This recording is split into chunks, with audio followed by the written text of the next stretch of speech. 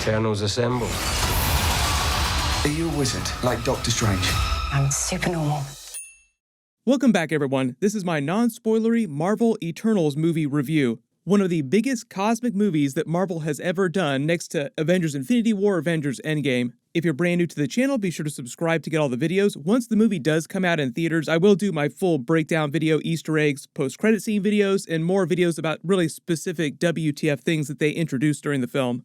Also, we have a bunch of Hawkeye episodes that I'll be doing videos for in a couple weeks as well. I won't be including any big spoilers in this video that I haven't already talked about in my other trailer videos, but if you've also had a chance to see the movie early, please do not post spoilers for the ending or anything like that on this video. So the Eternals movie is all about introducing this really weird group of characters created by Jack Kirby a long time ago. Marvel hasn't ever really done a ton of stuff with their characters inside the Marvel Universe, because for the most part, the X-Men, the Avengers, other big groups have been way more popular, so the comics just tend to focus more on those groups. When Kevin Feige revealed they were doing an Eternals movie, when they were developing one, it had been before they got all the X-Men characters back, the Fantastic Four characters back from Fox. So a lot of people just assumed that they were doing Eternals as a sort of proxy for an X-Men movie. But the really exciting thing they wound up using the movie for was to tell this really giant cosmic story that's way bigger in scope than most of the other movies that they've done, not only during Marvel Phase 4, but also Marvel Phase 1, Phase 2, and Phase 3, aside from Avengers Infinity War and Avengers Endgame.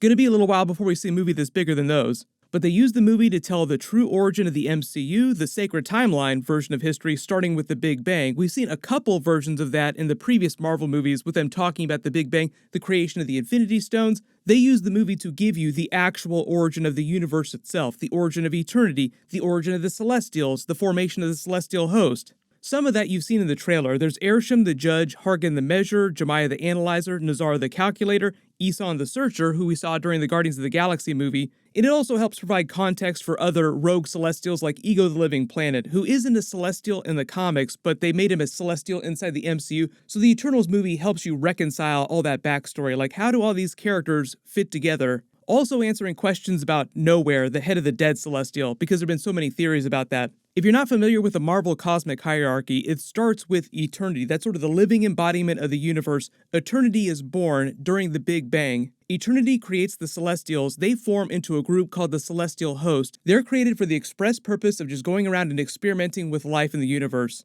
To that end, they wind up creating Eternals and deviant characters all over the universe.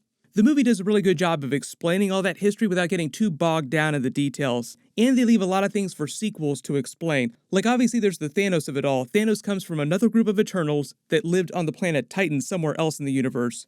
They also give us the true history of the Earth, the history of humanity evolving on Earth, and it sort of recontextualizes everything that we know about all the Marvel movies so far. The whole idea that they get across in the trailer, they've been here this whole time for all of civilization. How have they interacted with all these people across time? How have they affected all the other Marvel characters? Because clearly, as they reference all the other Avengers characters, they've been aware of what's been happening in all the Marvel movies so far.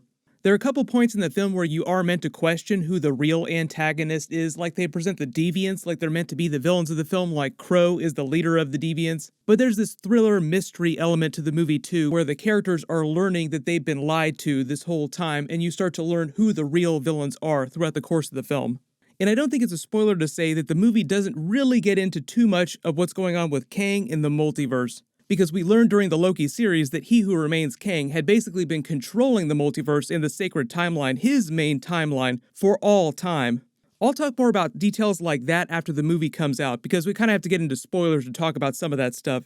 But the Eternals movie tries to give you the truest version of history, like the original version of history, whereas He Who Remains Kang and all the other Kang variants were messing with the timeline. The movie also is starting to give us a version of an origin story for the Black Knight character in the MCU through Kit Harington's Dane Whitman, although it really just only briefly touches on that in this first movie. Kit Harington is sort of the fish out of water character who serves as the audience surrogate, and he does a great job at this. It's kind of funny to see him in this after watching him in Game of Thrones for the past 10 years. You can make all the Game of Thrones Jon Snow jokes you want. Kit Harington's Dane Whitman knows nothing. He does know a couple things after the end of the movie. Also, there's the funny meta aspect of the Game of Thrones reunion because you have Richard Madden playing Icarus, so they have a bit of a Game of Thrones reunion during the movie, even though their characters don't spend a lot of time together.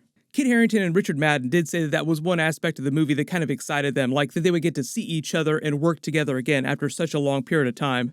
Gemma Chan was amazing as Cersei. They brought her back after Captain Marvel to play a completely different character in the MCU, but she looks, sounds completely different. I feel like this movie made much better use of her because she's a fantastic actress, and they really didn't do that much with her character during Captain Marvel, which is one of the reasons why I think that Kevin Feige wanted to bring her back. Like, he saw her during Crazy Rich Asians and it's like, oh, you're a fantastic actress. We need to do something better with you. Salma Hayek plays Ajax, sort of the leader of the Eternals at the beginning of the film. She's kind of like a big sister to the other characters. Of all the Eternals, her portrayal of Ajax, her version of Ajax, is probably the most different from the comics. Angelina Jolie was great as the Athena character. She wasn't quite as big of a character as I expected, and I'm always curious to see what they do with these really big megastars when they put them in movies like this, especially in ensemble movies.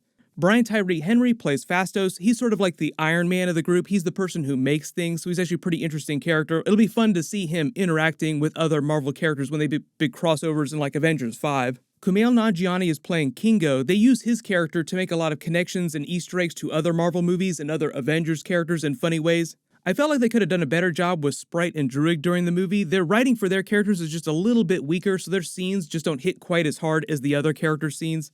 But there are 10 Eternals at the beginning of the movie, so it's inevitable that they're not going to be able to serve every single character really, really well. That's why they didn't start out with 10 Avengers. They started out with the core 6 and then spiraled up from there in the sequels. You've probably been hearing people talk about how the movie feels so much different from other Marvel movies. The best Marvel Phase 4 comparison I could make would be to a movie like the Shang-Chi movie, which we just saw a little while ago. So the Shang-Chi movie is meant to be this kung fu action film about a family. The Eternals movie is also kind of about a family, like a cosmic family. But even though there's a lot of big cosmic action in the Eternals movie, it's really more of a character drama about the family itself. So the movie focuses more on the individual characters' interactions more than it does the really big action scenes. So it almost shares more in common with the new Dune movie than it does with the other traditional Marvel Phase 1, Phase 2, and Phase 3 movies. It's a lot more chatty than the other Marvel movies. There's a lot more of the characters just walking around and talking to each other than there is in other traditional Marvel films. The pacing is pretty decent. It does drag a little bit during the second act,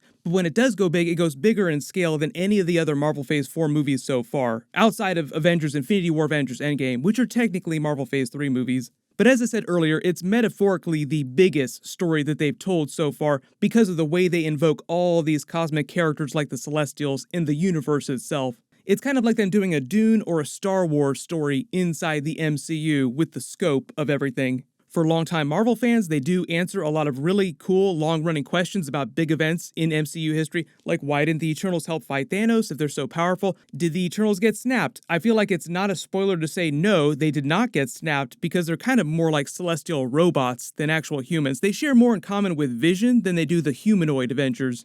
They also get into their relationship with the other Avengers characters and other heroes and villains from Earth. Like, they've mentioned the Avengers characters several times during the trailer. Like, even Kit Harington's Dane Whitman character invokes Doctor Strange when he's learning about all their new powers.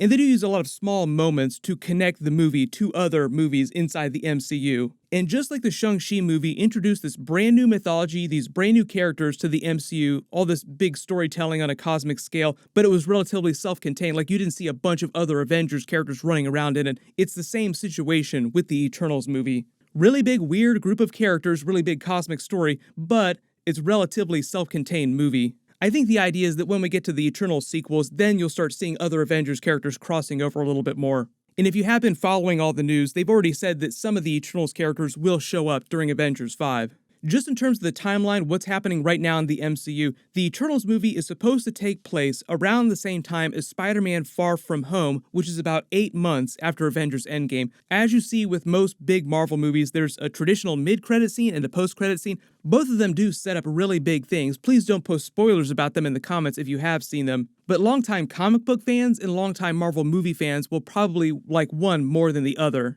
And as I said, because the movie is relatively self-contained, there aren't a ton of direct connections to the upcoming Marvel movies, but they do have moments that sort of foreshadow what's happening next in the MCU, because the next big movie is literally Spider-Man No Way Home, and they're calling that movie Spider-Man Endgame behind the scenes. Like, that's how big the movie is in scope. And right after that, we have Doctor Strange 2 Multiverse of Madness, which is going to be probably one of the other biggest movies during Marvel Phase 4. The music was also fantastic. I've talked about this in my previous video just a little while ago, but Ramin Djawadi did the music for the movie, so if you're a big fan of the music from Game of Thrones, you will love the Eternals music. I think for most Marvel fans, mileage will vary with how much you enjoy this movie depending on which Avengers movie your favorite was. Like, did you like Avengers Infinity War more than you liked Avengers Endgame? Because Infinity War had way more action, like was much more of an action film. Avengers Endgame was much more of a drama film.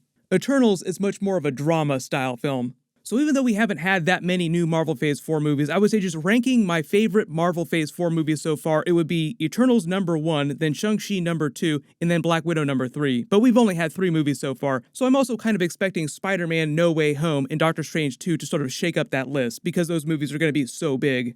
But once you do have a chance to see the movie, just post your reaction in the comments below. And like I said, my full Easter eggs breakdown video, post-credit scene videos will all start posting after the movie comes out in a couple weeks. Everyone click here for my new Eternals Doctor Strange trailer video, and click here for my new Spider-Man No Way Home trailer video. Thank you so much for watching, everyone stay safe, and I'll see you guys in the next one.